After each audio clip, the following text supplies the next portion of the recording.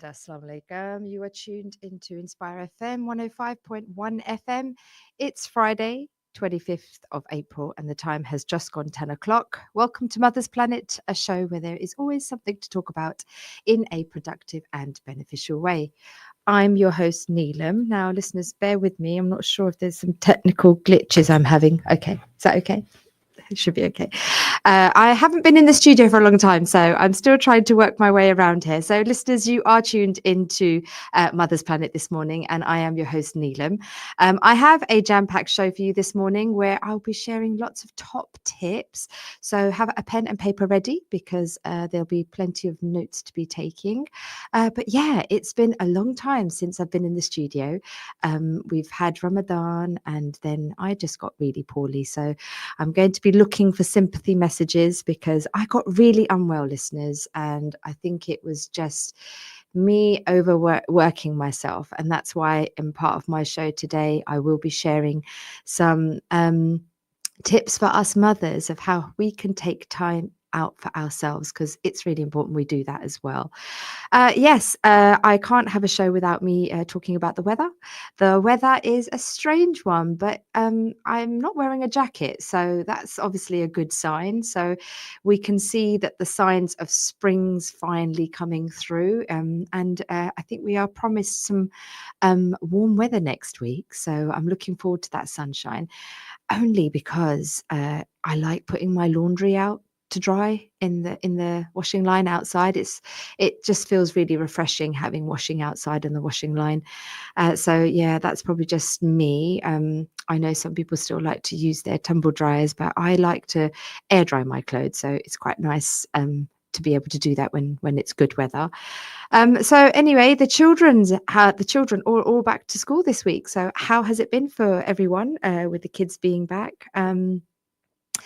It's been a strange one in my house. My youngest found it quite difficult to go back. She was initially a bit wobbly. I think we had quite a long Easter break. And I have to say, I really enjoyed it because I was able to rest. And yeah, the cooking and the cleaning wasn't great, but it was nice to have the kids at home and be able to do stuff with them. So yeah, we were quite spoilt having that long stretch of holidays, but I know it came just after Ramadan, so for many of us it was a much needed break as well. I think we all just needed to have that time where we could just be together as a family and eat and enjoy the food. So yes, I know everyone must have enjoyed it. So how has it been going back to school? We are live on air, listeners. I am reaching all you listeners through the airwaves at Inspire FM 105.1 FM, also streaming live on air on the Facebook page, where you can also leave any comments around the show and make sure you give the show a thumbs up. I'm also taking in WhatsApp and text messages on the studio number 07779 481 822, where you can join in the conversation and share any of these top tips that you have with us all. I'm sure we can all benefit from them. So listeners, I know that over the next couple of weeks, I have a daughter in year 6 and she's about to sit her SAT. So I thought it would be good to talk a little bit about this and kickstart the show off with talking about SATs and preparing them for it.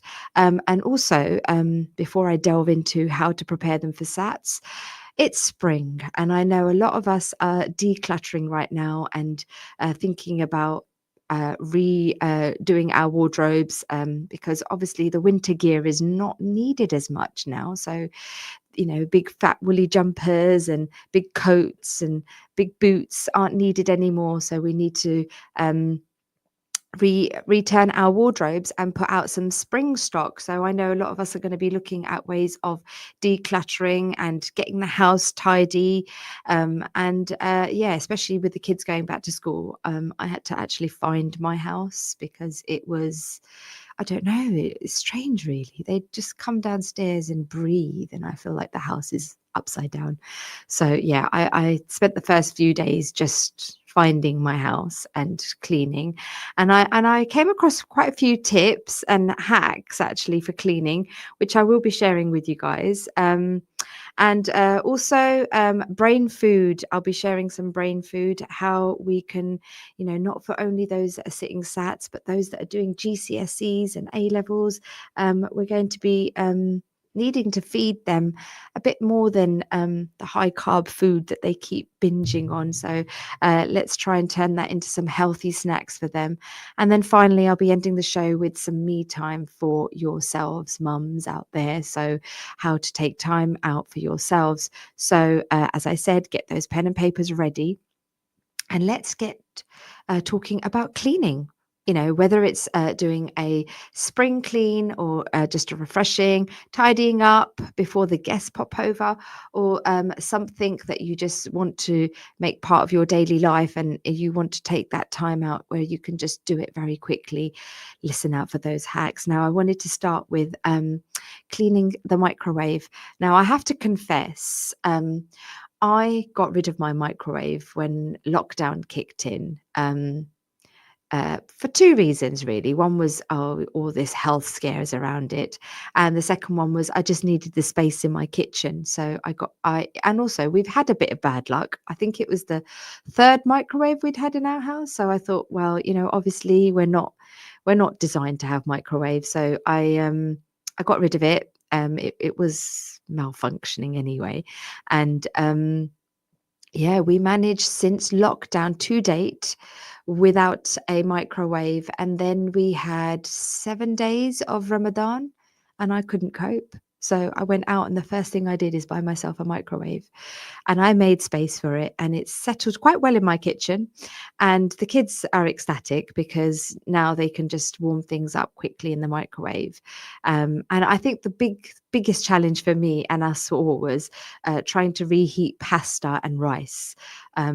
There's only so much you can reheat a pasta in a pan without it sticking to the bottom and not tasting as great, quite mushy.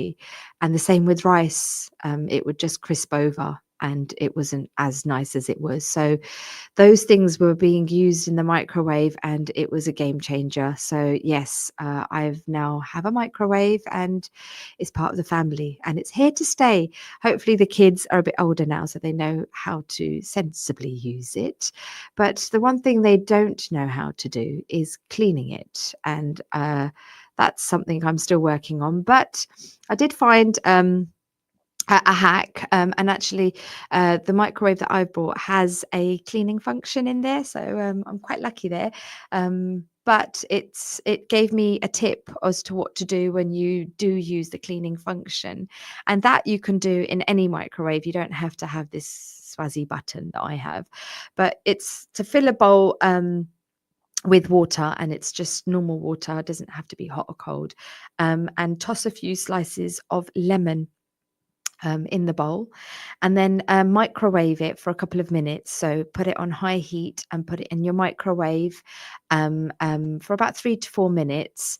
And the steam inside will melts any crusts that you have settled in the microwave, and it will also get rid of any odors. Sometimes you can warm something really fishy in the microwave and that can linger for ages, and so you want to just get it out the microwave. So putting some lemon in water and microwaving it will actually neutralize the smell in the microwave as well. So once you've done that, take it out, get a dry cloth and just wipe it all clean, and that's it, you're done. That's your microwave cleaned. So that's taken off quite a bit of time. You don't have to get your gloves on and the scrubber out and scrub clean the microwave. Let it clean itself. So I'm hoping, I'm sure many of you might be aware of that, but because I've not had a microwave for so long, this was something I had to find out myself. So I did this, and it really does work with getting rid of any lingering smells in the microwave. The next one is dust. Dust just seems to gather in the house. Mashallah, we are a family of 8. So, I think it's because there's a lot of us and we have a lot of people running around. But I have a sideboard in my passage, which is where we store all our shoes. And the top of that sideboard is just continuously collecting dust. And I was forever just every day wiping it down or getting a duster and wiping it down. But actually, I found that dryer sheets. So if you buy tumble dryer sheets and dip that in a little bit of soapy water and just wipe that across the top of the surface, it cleans it and it keeps it clean. You don't. I probably every other day now, I'm wiping the dust off it. It doesn't collect dust as much. So yeah, dryer sheets are really good. I think they just pick up dust much better than your normal cloths. And microfiber cloths can be quite expensive. And with the dryer sheets, you can just wipe the board down and throw them away. We can't really do that freely with the microfiber cloths because they are quite dear. And again, just a quick tip there with the microfiber cloths, you do know they are machine washable, so you can actually collect them and just throw them in the machine and wash them on a high degree wash, and they're good as new to use again, so you don't have to keep going out and buying new ones, unless they've gone really filthy. If you're like my son that's used them to clean the alloys of his dad's car with a microfiber cloth, then you'll have to bid farewell to that one, I think. But yeah, general cleaning, you can put them through the washing machine and they're good as new. So yes, dryer sheets for dust. Try them on your baseboard, on your sideboards, on your worktops, on your tables, anywhere where dust seems to be collecting. It's really good, and I think it just binds to the dust, just binds to the dryer sheets. They're really good for cleaning blinds as well. So if you've got like those vertical horizontal blinds, you can just grab a sheet and just wipe them across that way, and again it picks up all the dust as well. And windowsills as well, cleaning out the windowsills. So and because the dryer sheets have a fragrance on them, it's actually it leaves your house smelling quite nice, so you don't have to actually go around putting extra spray or anything on them. The fragrance from the dryer sheets will make your house smell nice. So that's my second tip there. If you have just tuned in, listeners, you are tuned into Mother's Planet this morning, and I am your host, Neelum. We are live on air, so if you do have anything that you would like to share with me this morning, whether it's to do with the weather, kids going back to school, or if you have a top household tip, I would love to hear from you on the studio number 07779 481 822. So do drop in a message and let me know how you all are. The third tip is deep clean your dishwasher. Yes. Now, that is the thing that gets used the most in my house, because, we are constantly eating and constantly using dishes. I think towards the end of Ramadan, I wanted to use disposables because I was so fed up of how often I had to load my dishwasher. But it does get used a lot, and you are putting dirty dishes in there. And again, it needs to be cleaned every so often as well. And if it doesn't, it will have lingering smells. And you can see the soap scum building up inside your dishwasher. So don't let it get that bad. And you can do simple things to keep up with the maintenance of cleaning your dishwasher. Now, this tip actually was given to me by the repair guy that came out to repair some work on my dishwasher. And he said to me that you don't need to buy these dishwashing cleaning liquids and do all of that. There's simple things that you can do. Now, the first one is he said that you can just run the dishwasher on an empty cycle, and it can be on a quick wash. It doesn't have to be a hot cycle. And he said let the dishwasher start, and as you can hear the water filling up, just slightly open the dishwasher and pour in a couple of cupfuls of distilled vinegar. and then close it and let the cycle finish. And the distilled vinegar also acts as an anti-scale, so it stops any buildup of scale in the dishwasher, and it just cleans the dishwasher. And it does smell fresh because distilled vinegar has a bit of a strange smell, but once you put it through the dishwasher, it's not that strange smelling anymore. But to get rid of that vinegary smell, you can add some lemon slices again. And just leave them at the bottom of the dishwasher. Or the other tip is get a bowl, put some water in it, some baking soda, and then watch the fizz. Watch the fizz with baking soda and water. It's quite nice, actually. I don't know, it's quite therapeutic, actually, watching water and baking soda fizz together. And put some lemon in there, and you can put fresh lemon slices or even lemon juice. Just drop a few drops of those into the water and leave that bowl on the top rack of your dishwasher, and then run a hot cycle on your dishwasher, and it will just lift the grime and the grease, and it will get your dishwasher smelling really nice. Now, baking soda is really good at getting rid of grease marks.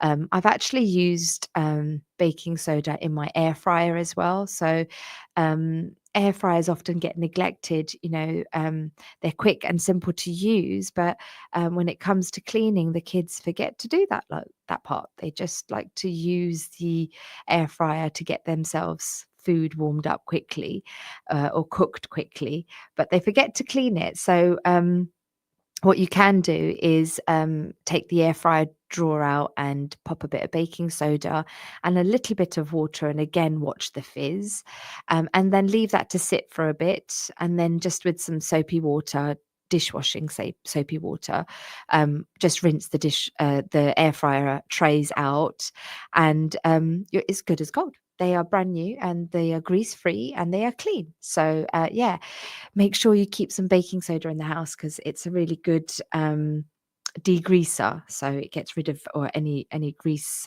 like that as well. Bathroom grout. Now, this is really tricky because bathrooms are used daily. Everyone in the house has a shower, and the mixture of the steam from the bath and wet tiles, if it's not wiped down and cleaned straight away, that can build into grime and again cause discoloring in your grout. So if you do have any grimy grout, whether it's in your kitchen or whether it's in your bathroom, use a toothbrush. And again, you can put some baking soda on the toothbrush. And you can even actually use toothpaste, believe it or not, using a little bit of toothpaste and just it's as if you're brushing teeth, but you're brushing the grout. So make sure it is a toothbrush that nobody's using. That would be really mean if you picked up a toothbrush that was belonging to somebody a member of the family and you used it and put it back. So yes, make sure it's either an old toothbrush or a new toothbrush that's used specifically for cleaning. And you can clean the grout just on. Don't add any water or anything to it. Just literally brush the grout with the toothbrush and then rinse it with hot water, and you could just use that a shower head, rinse a shower head over it, and the grout would look clean, and you'll actually see the grime come off, and it's really nice because it's like brand new grout again. So yeah, there you go. Again, you can add a bit of distilled vinegar to the baking soda, which is even more of an explosion, but the distilled vinegar and the baking soda will help get rid of the stubborn grime if it's embedded in the grout, and it will help. And again, this is chemical free. You're not using any harmful chemicals in the bathroom. Often you can use these sprays that have got really strong and harsh chemicals in them, and once you've used them in the bathroom, if you've inhaled it, it can really cause irritating throats. It could irritate your throat and cause a bit of aggravation there. But I have used really harsh chemicals before, and I think I made myself sick once when I did use it, because it literally went, and when I inhaled it, it went straight back to my throat, and I was it was awful because I was gagging and I was sick really badly. And you have to be careful because some of these sprays have got chemicals in them. And if you are using one cleaning spray on one area of the bathroom and they combine, it can actually be quite lethal, because the combination of the two can actually cause really toxic fumes and you're inhaling them. So, try and stick to natural, basic cleaning things, because if these are combined with any cleaning chemicals, they won't release those toxic fumes. So it's a bit more safer for you and for your bathrooms as well. You're taking care of your things. I think it also increases the longevity of the tiles and the grout and the silicone. Everything lasts a bit longer when you're using non chemical based cleaning products. Right, I've got a couple of more before we're going to go into a break. If you have any listeners that you would like to share with me, please do share some top cleaning tips. I'm always looking for cleaning tips because we are forever cleaning. It's just one of those things that I think can't be avoided once you become a mum.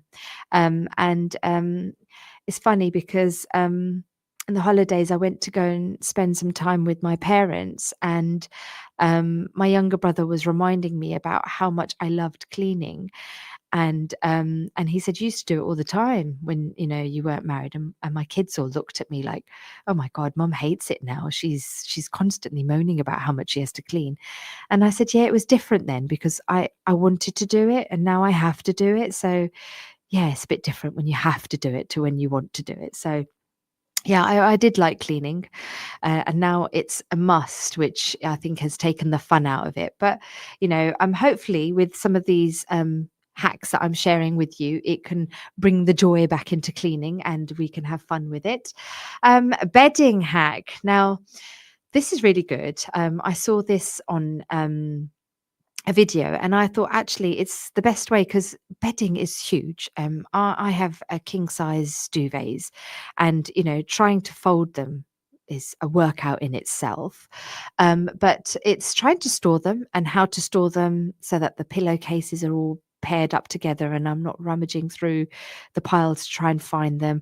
I mean, I've tried my own ways of rolling it all up together and putting it down, but actually one of the hacks that I saw was getting the duvet, folding the duvet and fitted sheet. So you've got it all set and ready. So you just need to take out that and folding it all down neatly into one pillowcase. Now, in my case, I have a double bed. So I've got two pillowcases. So I would fold the pillowcase into the duvet and the fitted sheet and have one pillowcase opened and put it all into there and fold that pillowcase up and have it set aside.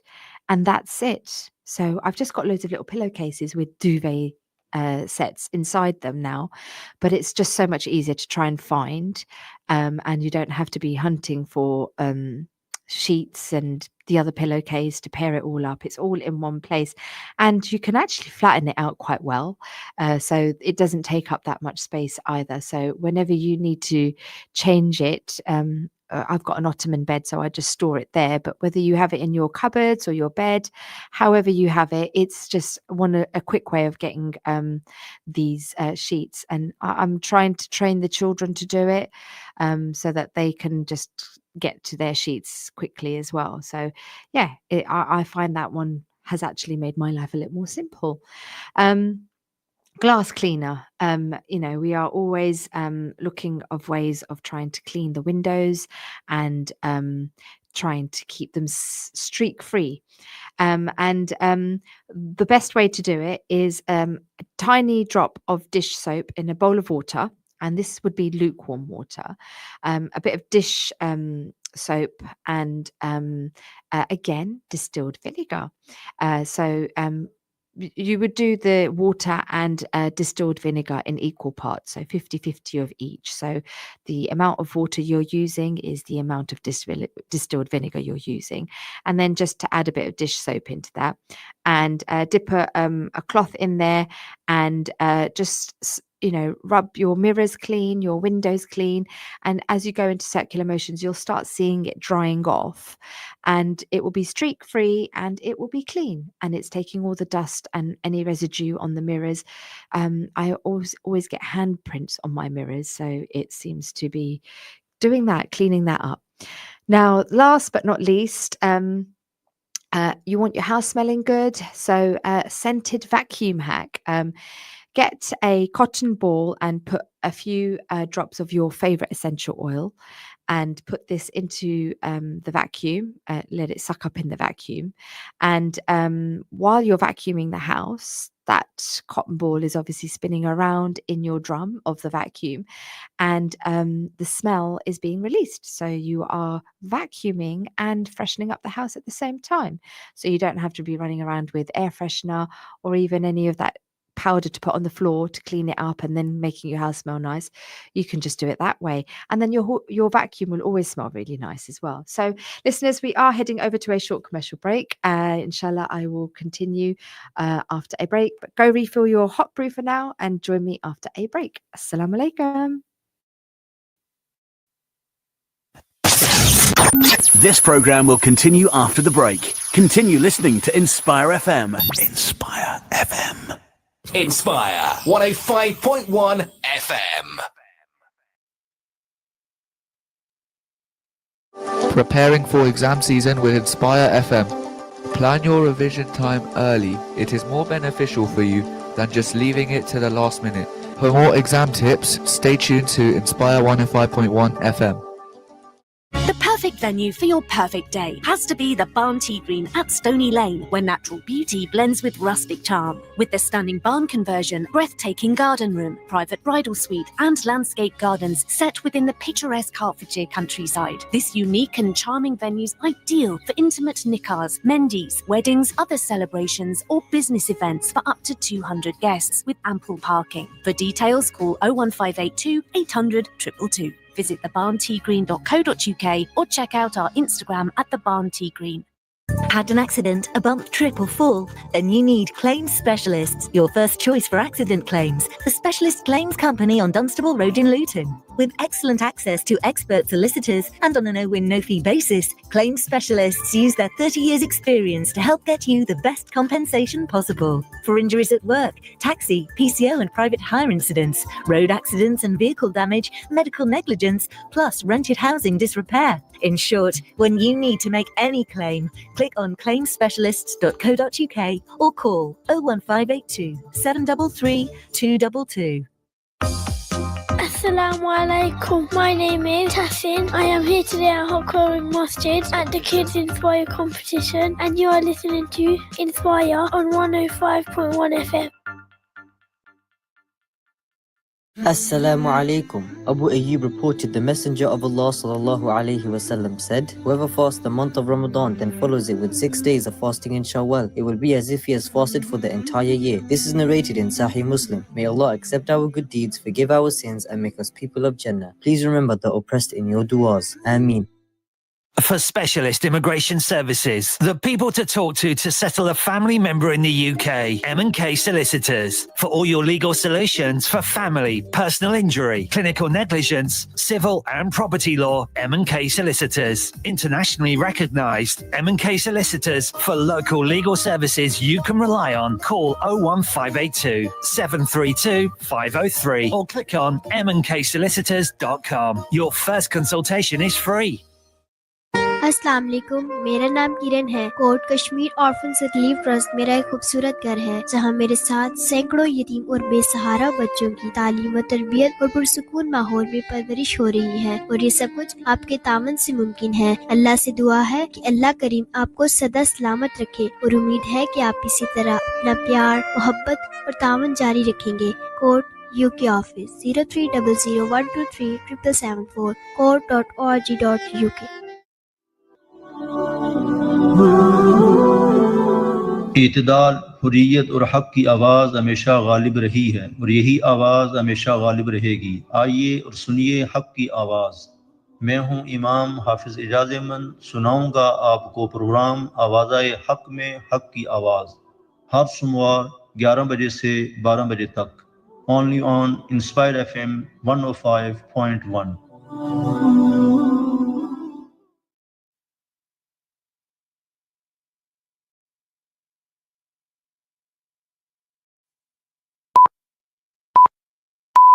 From the studios of Inspire FM, the time is now 10:30.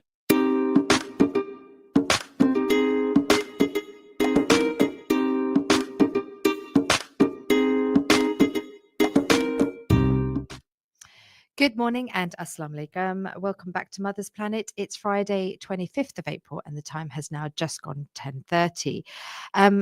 So far in the show, I have only been talking about cleaning hacks, and I hope that you found them of benefit. I'm hoping some of you will be able to implement them in your home or in your cleaning activities. I have found a lot of those quite useful myself, so that's why I felt that the need to share it with you all. Again, listeners, if you have any that you would like to share with me, please do so on the studio number 07779 481 822. It would be lovely to hear from you all this morning. We've talked about cleaning. We've talked about how to half hour cleaning time or actually bring the fun back into it. Now it's time to go on to something a bit more pressy than a messy kitchen or dirty sideboards. The dreaded SATs. Now, earlier I mentioned at the start of the show that I have a daughter who keeps reminding me, because I'm so heavily focused on my GCSE and A-level students, that she's also sitting her SATs, and it's quite urgent that I give her an equal amount of attention. So here I am, because the SATs are actually in a week's time. So I think they've got the full next week and the week after, a couple of weeks, and then it's the SATs for a whole week. Now, first things first, we have to try and calm our children down and let them know that this is not anything that is going to dictate their future. It's just a stepping stone for them. And it's actually a consolidation of their primary school years. So this is what I've sat down and spoke to my daughter about. And I've just explained to her that it's everything that you've learned in primary school. They're just going to test you on that and see how well you know.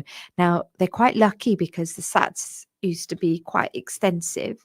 They used to cover science and they were for a longer period of time as well. So they have actually, for a few years now, stopped it, where they're just focusing on the reading, writing, and arithmetics.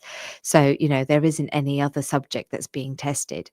So, it's just a consolidation. So I think it's just getting them to understand that it's just refining their knowledge, and just and it's not the be all end all. It's just getting them to work really focused during that period. So what can we do to help them and not to panic over the next few weeks, because it is a daunting experience for them, because they will be sat in the official exam seatings, where they have to sit with no communication amongst each other, and they are sat in an exam environment. So it can be quite daunting for some children.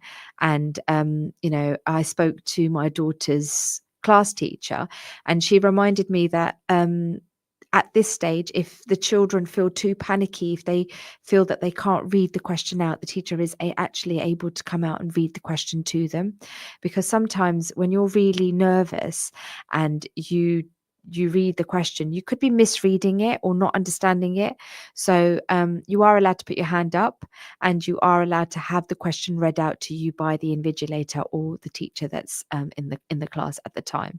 So that's something that you can reassure your child on, that if you feel a bit frazzled on the day and you can't read the question, or you feel like you're misreading the question, you can actually have that question read out to you. So that would be something that you could share with your child that may calm their nerves a little bit, because I think that was one of the things my daughter kept saying, what if I'm misreading what the actual question is? And I said, well, if that's the case, you can do this. And, we have got a couple of weeks. So, if you haven't done anything with your child up until now, it's not too late. You can still do something. And my recommendation is, because they've been at school all day and they are so little, you don't want them to come home and start overwhelming them with work at home as well. So just 20 minutes a day, give them some brain teasers, especially when it comes to arithmetics. Just give them some quick focusing questions. I think one of the ones that children at this age really find difficult is when you put real life problems out to them. So and this is a common one, is percentages. When you put a real life scenario and you put a percentage in there, it throws the child a little bit. So I think it's just getting them used to being in those real life situations where you've gone into a shop and something's increased by 10% or reduced by 15%, and getting them to just be familiar with these terms, and not feeling overwhelmed when they see these numbers and percentages, and just getting them to try out some of these questions. Now, the internet is a great place to start with. You can get lots of information from there as well, and some help on that. So yes, start early and put in 20 minutes after school a day on a particular subject or an area. Draw up a timetable, make it really simple, and you can stick it on your fridge, a common place where everyone can see it, so everyone knows that, okay, at this time, this you're going to be studying that. And if it's something that an older sibling can help with, or your spouse can help with, let that be as well, so everyone's in the loop and everyone can see what's going on as well. And maybe trying to get some of the exam dates, the official exam dates, up as well. Mark them on your calendar so that you can see that they've got, give it like a countdown for your child and let them know, okay, it's coming, rather than it just being a shock when they just turn up to school that, oh, it's here, we're happening. So yes, and do what works for your child is my next point, because not every child is the same. Every child works differently. Every child has a different technique of learning. And this is something we have to remember. We can't, and I'm guilty of this. I do compare my child to their siblings. I do compare them to each other, and often it's goes against me, and so it should, because every child is different. The way they learn, the environment that they're in, it's just, they're different. Their pace and everything is different. So you have to cater for your child and not feel, well, it worked for your older sibling, or I could do it with so and so and it worked, so why is it not working with you? You have to do something that clicks with them. Visual aids, I'm always for. So I was able to print out like a blank mind map, so we could just fill in the parts. So you got the main part, so I put numeracy in it, and then put it into subtopics, and then broke those subtopics down into areas of where she may need some help, and it made it easier to just break it down, where she was able to put red, green and amber on them, so that I could say, okay, we can work on these areas that you need a little bit more pushing and help with. But that was really good, because it helped her actually visualize it and see what she was finding a bit more challenging, and areas that she was a bit more confident in as well. Creating a calm and steady study place. Now, in my house, this is often quite challenging, but alhamdulillah, we've got some space that we've given the children. We've got a table out there for them as well, and they are able to just sit at the table. And it's quite nice if you've got other siblings that are about to sit exams, for them to sit together and just work together. You can motivate each other, just seeing other siblings sitting there working and studying, and them being in that same mode only encourages them. So it does help structure their way and reduce the stress a little bit, because that everyone's doing it. Yes, and give them highlighters, pens, post-it notes, everything on that table so that they have access to everything. They don't have to run around the house looking for things. Everything is there, and they can just get on with that. The power of practice papers, I can't say this enough, but they are only young children. They are only just doing their SATs, so don't get too pedantic about this and print off years of SATs papers. Just pick out a couple of questions maybe from there and get them to do a few questions. The internet is fab, and there is really good websites where you can actually download these papers for free. So you could actually go through the questions together, just looking at some of the questions and go through them. You don't actually have to print anything off. But if you want to just get them used to the exam environment, you can recreate that at home by putting them making them work against the clock. And that's something I would advise, actually, just getting them to work against the clock, because I think when they're young, it's really hard for them to have concept of time, and they don't know how fast it goes either. So getting them to just get into that habit of working against the clock will just help them build up speed, and just writing an answer and living with that answer and not feeling that they need to keep changing it or think about that question. They procrastinate so much. So just get them to crack on with it when they're against the clock. So that would be a tip as well. And praise their progression. We're looking for progress, not perfection. And this is a note to myself. Again, it's really hard to not focus on the areas that they're not doing well in. So you have to try and encourage them.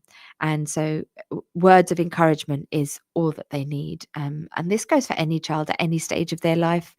We as parents need to just try and focus on the good. And, and while there might be negatives, and as a parent, we don't want to have any negatives in our children or something that they're not doing well in. We want them to be well-rounded children. We have to accept that, there are going to be flaws, but we have to recognize where they are doing well and praise them on that, and, boost their confidence. And it goes far.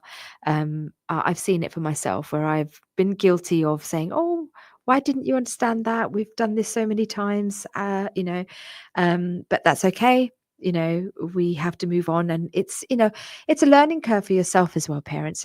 Some of us are first time parents that are having children going through their SAT. So we, from our generation to their generation, it's a huge gap. And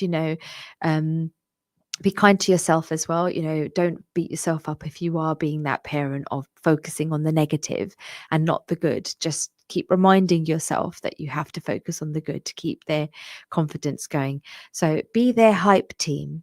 That's my message of the day. Be their hype team, because if they've got that confidence boosting from you, that's half the battle done in the exam. They will know that mum and dad have got me, and it's all good. Whatever I do, it will be fine. So I think we just need to be their hype team, and check in gently. So they won't say they're stressed. They won't tell you they're having a meltdown.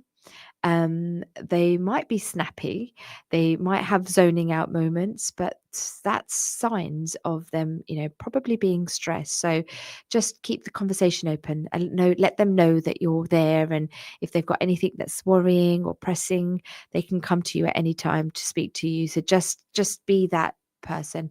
I think the mistake we can make is poking our children too much and asking them what's wrong. They might not have anything wrong with them, but we're continuously asking them. And so, we need to just let them make that executive decision of coming to us, and trust in the fact that they will come to us and they will tell us. I think that's another thing, but that's for another show, listeners. I could talk a lot about that, and I will save that for another show. So listeners, there we go. We have cleaned, and I have now shared some top tips around how to help the young ones through their SATs.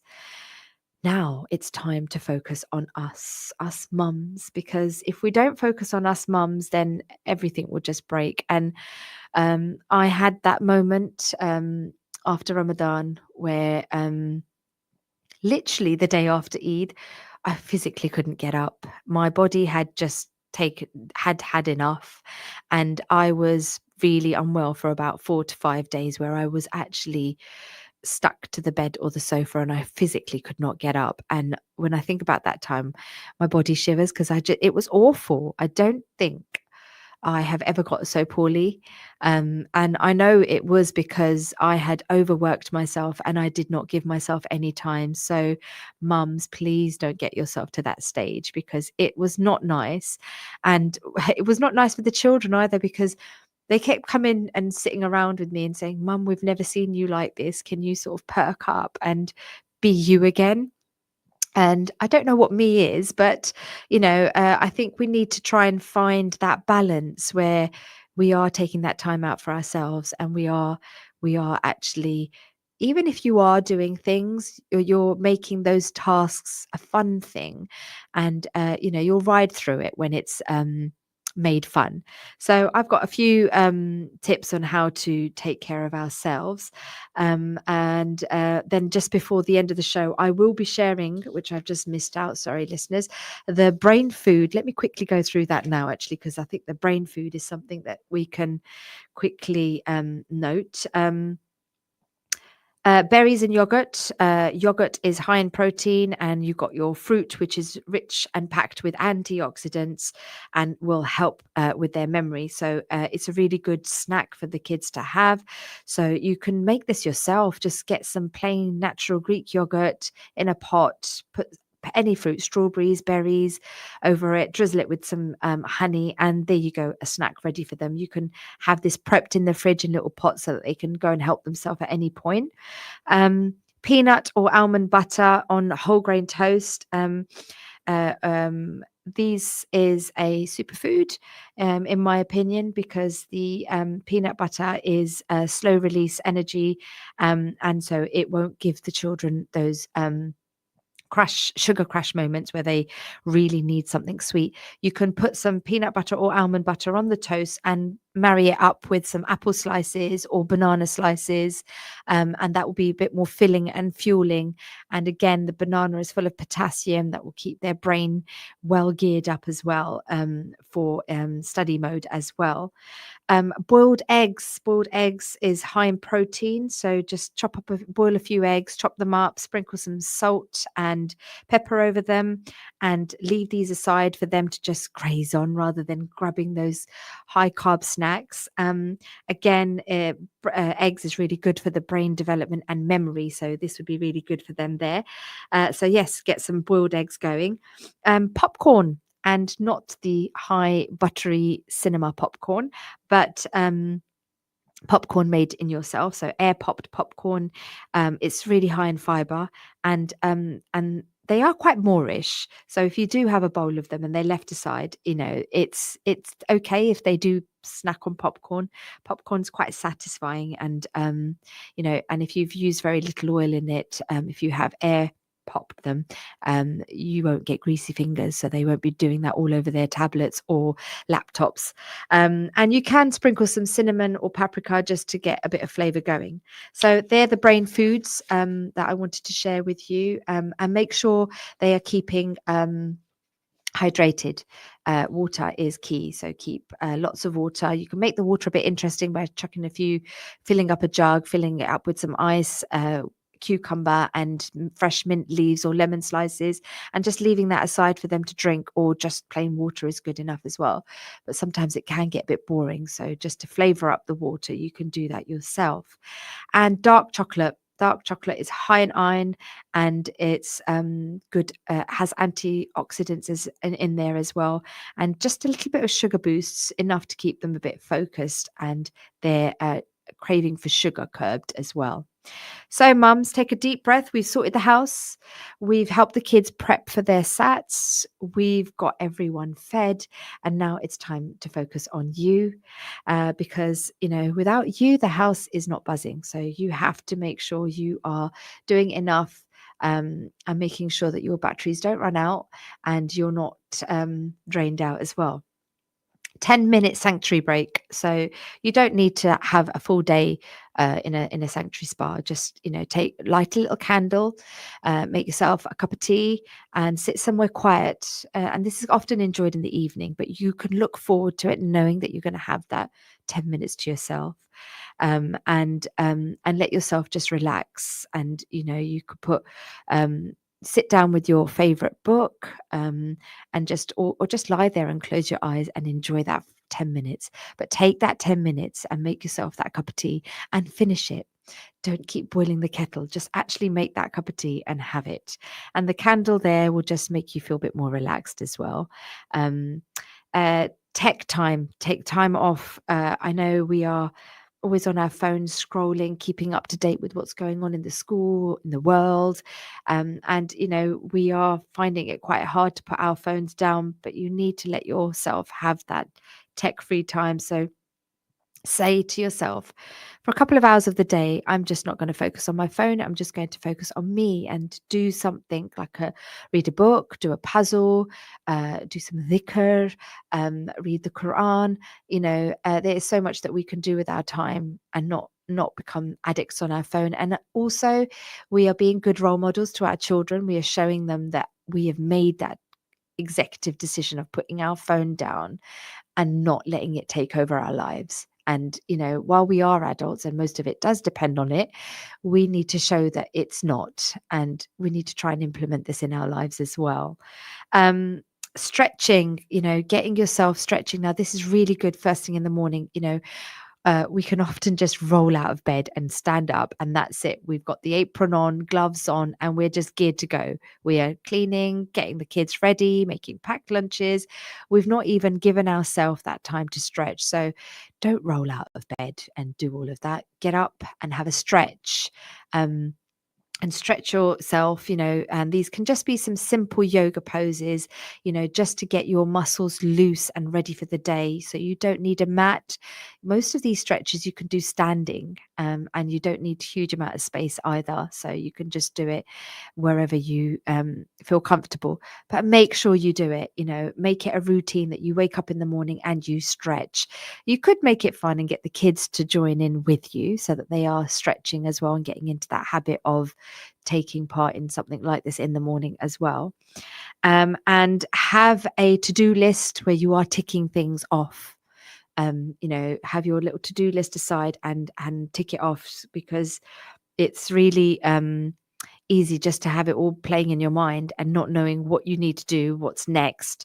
And before you know it, I'm guilty of that. I'll go into my son's room to go and put clothes away, and before I know it, I've spent an hour and a half cleaning their room, and that's not on my checklist. So I need to stop doing things like that, put the clothes down and walk away and tick things off my checklist, and try and do that as well, listeners. This one's nice. Romanticize the routine. I thought this was quite a nice. I think this is becoming the new trend, but make every day feel special for yourself. So, get yourself a nice fancy mug for your morning coffee and have your morning hot brew, whatever it is that you have, and put your coffee in there. You can have your favorite nasheed playing in the background, and anything that you're doing, if you're cleaning, you're cooking, you can just spice it up a little bit and make it a bit more fun for yourself. So, I've got a few aprons actually that I like to put. I put one when I'm cooking, one when I'm cleaning, and they've each of them have a role. So once I'm cleaning, in my cleaning mode, I'll have my headphones on and I'll be listening to things, and sometimes they're like deep meaningful talks, but I'm doing the housework and I'm listening to something because I'm taking that time out for myself as well. So yes, do things like that because it can make even the mundane feel like it's fun. So that was my last point there, listeners. And I've just got a couple of minutes before we go over to the end of the show. I hope listeners you have all benefited from the points that we have I have shared this morning with you. The key is be kind to yourselves, mums. Don't we are super mums. We are superheroes. We are the ones that, hold up the fort in the home, and we are running things. But we shouldn't feel obliged to do all of that and then forget ourselves. I'm finding, especially as I'm aging, that me time has become an absolute must. And if we don't do it now, we're only going to struggle later on. So it's just a few things and a few minutes here and there for yourself, but it can make all the difference to your health and your mental well-being. So do it. And honestly, mums, take that time out. Really do take that time out for yourselves, because you deserve it. And you're smashing it at home. You are really doing a grand job, and you should never feel that if you took that time out for yourself, it's being selfish. Because if you didn't take that time out and you had your batteries ran out, then things would be very different. So do try taking those time out for yourself. So thank you for joining me today, listeners. We've cleaned, we've studied, we've even popped in a few foods, top foods for our brains, and taken some self-care moments for ourselves. If there is any tips that you would like to be shared with yourselves, please do message into the studio on the email address, and I will do my best to get them out to you. Otherwise, I hope you have all enjoyed the show this morning with me. It's great being back in the studio. So inshallah, I will be back next week with another fantastic show. So do stay tuned every Friday mornings with me on Mother's Planet at 10 o'clock. Until then, have a blessed day, and Jummah Mubarak to everyone. Assalamu alaikum. Coming up next, Bazminat with Brother Mehroz.